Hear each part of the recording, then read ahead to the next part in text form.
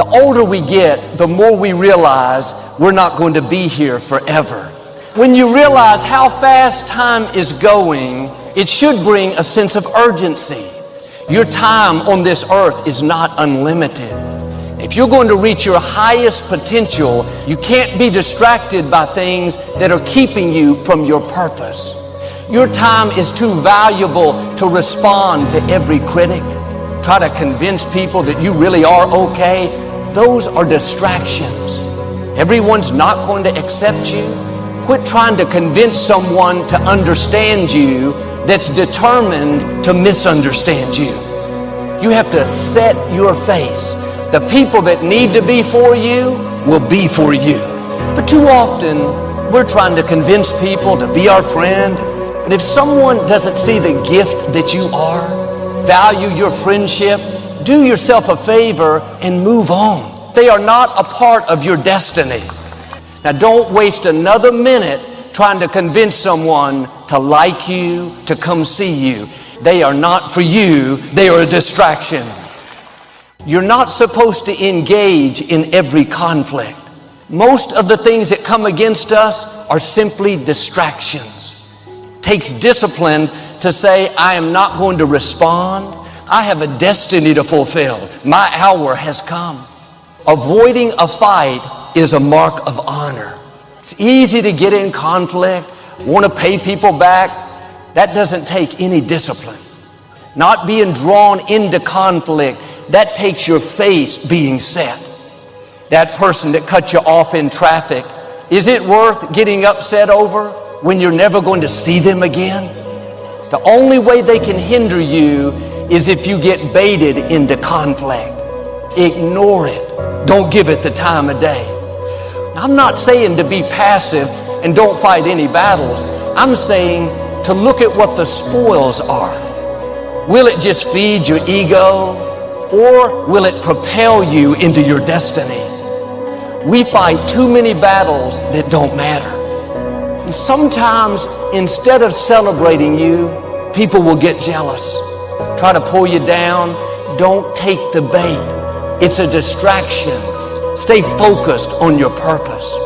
As far as you can, live at peace with everyone. Some people don't want to have peace with you. Well, Joel, shouldn't I go the extra mile? Shouldn't I be the bigger person? Yes, but if you do all that and they still don't want peace, you need to move on.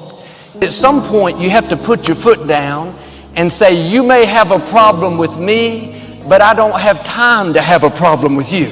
Life is too short to try to have peace with people that don't want to have peace with you. My nature is to be a peacemaker. But some people have their own issues. They don't get along with themselves. How are they going to get along with you? And no matter what you do, it's not going to be enough. If you keep trying to appease them, spending all your time and energy, all that's doing is letting them control you. We all have people in our life like David's brother. They don't like seeing you happy, going places. It's not about you, it's about the favor on your life. Don't take it personally. Keep your face set. And some people that make the most withdrawals put in the least deposits. They expect you to always be there to help them, to meet their every demand. But when you need something, they're never around. If that friendship is one-sided, they're doing all the taking, you need to make a change. Quit swimming across an ocean to be good to someone that won't jump across a puddle to be good to you. They just want you for what you can do for them. Those are distractions. Break away from people like that. The only thing you really owe people is to love them. But if you think you have to keep everyone happy, I got to call this one every day or they'll get upset, you are carrying a debt that you don't owe. If you try to keep every person happy, the one person that won't be happy is you. Be nice, go the extra mile, but don't be a people pleaser.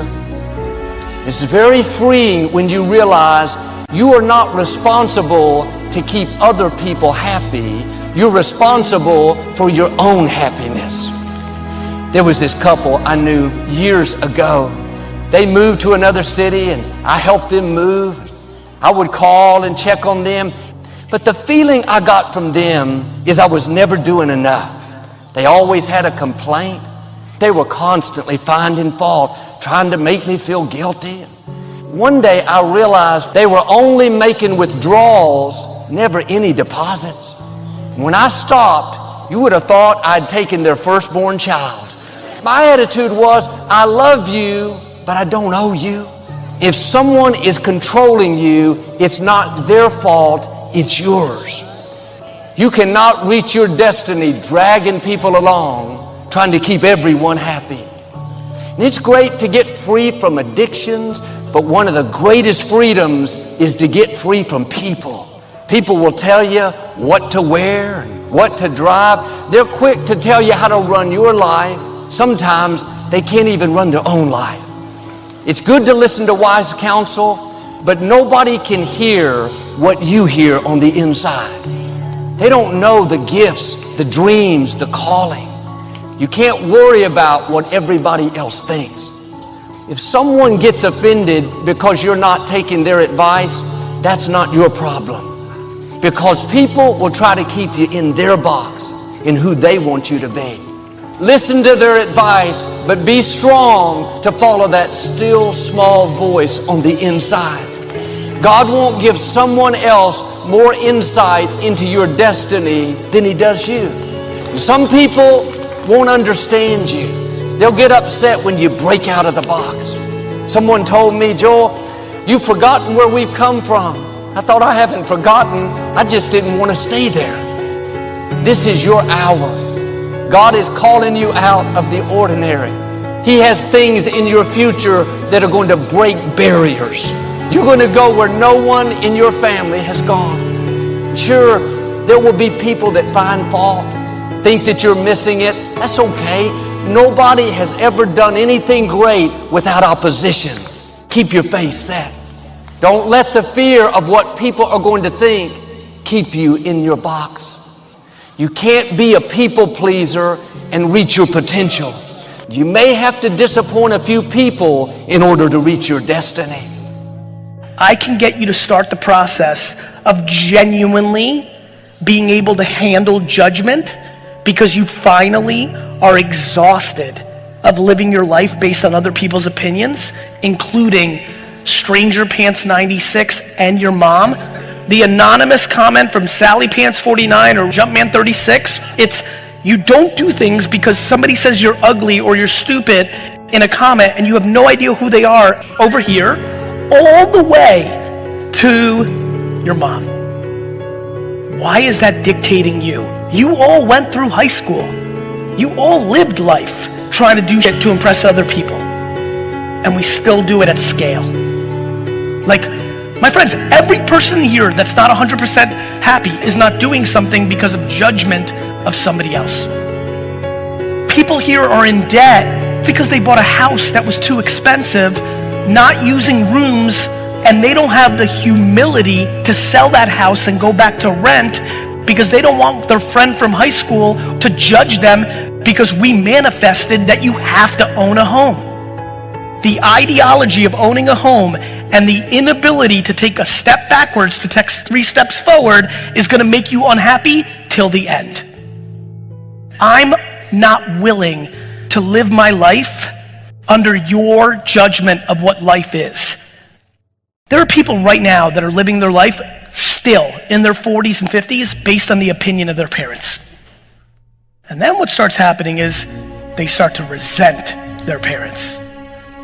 My friends, until our society redefines success in being happy, not being rich, everybody will continue to go down the path that we're seeing in our society.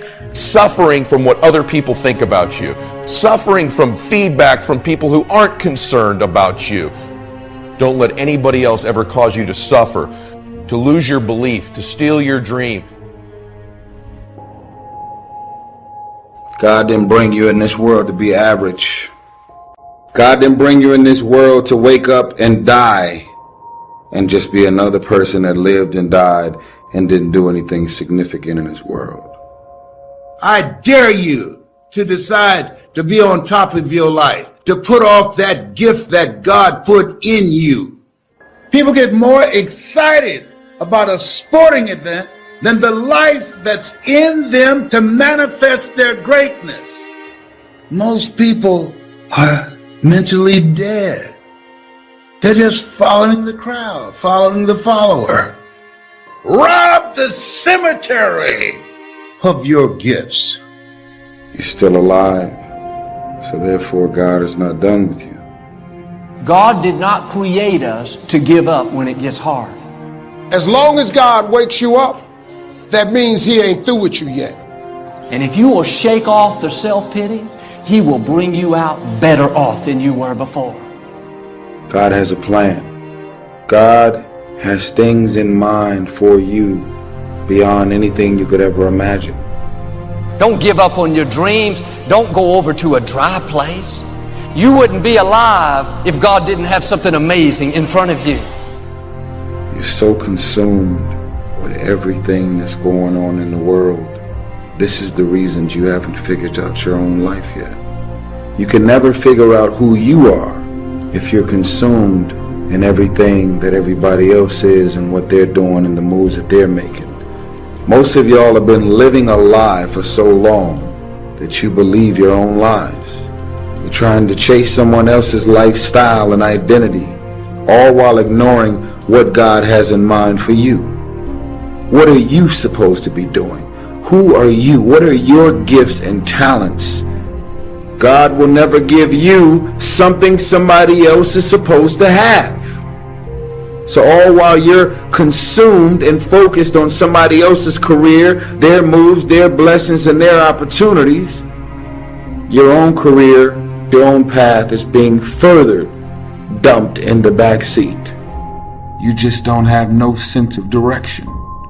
God didn't bring you in this world to be focused on what everybody else is doing. It's very easy for us to become duplicates of everything and everybody that's around us. Living up to other people's expectations will drive you crazy. It will make you function in Superman mode until Clark Kent has a heart attack. I'm saying to you, wake up every day and decide that you love yourself enough to commit yourself to you. You're allowing people to make you feel bad about being so blessed. Live your life and make your mark. God put you on this earth to do something significant. These girls ain't going nowhere. These parties, these clubs, this shit ain't going nowhere. There are forces and systems designed to destroy your sense of self, to keep you distracted. The devil will show up in many forms to distract you from the focus. The devil is going to send you many obstacles so that you can lose your focus. These are noisy times we're living in right now. It's so loud right now that it is deafening.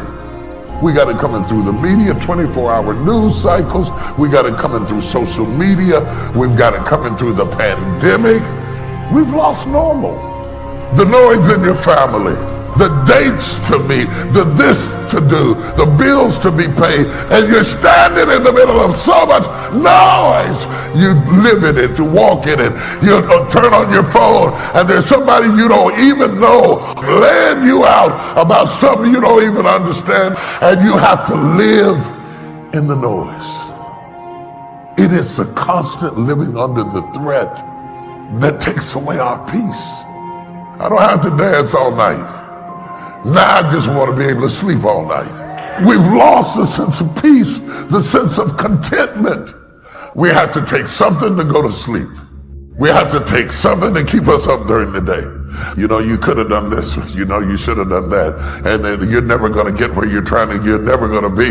You got all that noise in your head is loud.